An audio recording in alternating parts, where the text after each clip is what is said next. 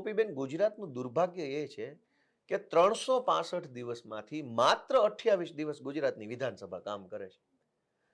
7 કરોડ લોકો, 6 નહીં, હમણાં હું 6 બોલ્યો, 7 કરોડ લોકોના જીવન સાથે જોડાયેલી ચર્ચા માત્ર 28 દિવસમાં. દર 4 મહિને 20 દિવસનું સત્ર કેમ નહીં? 182 ધારાસભ્યો છે. દરેક ધારાસભ્ય માત્ર 10 મિનિટ બોલવા માગે પોતાના વિસ્તાર, કેમ કે દરેક ધારાસભ્ય ગોપીબેન એવરેજ 3 લાખ લોકોનું પ્રતિનિધિત્વ કરે છે. એવરેજ શહેરોમાં ક્યાંક ઓછા હશે, 2 લાખ હશે, પણ એવરેજ 3 લાખ લોકોનું નેતૃત્વ એક ધારાસભ્ય કરે છે. તો કમસે કમ 10 મિનિટ તો બોલે ને 3 લાખ લોકો માટે.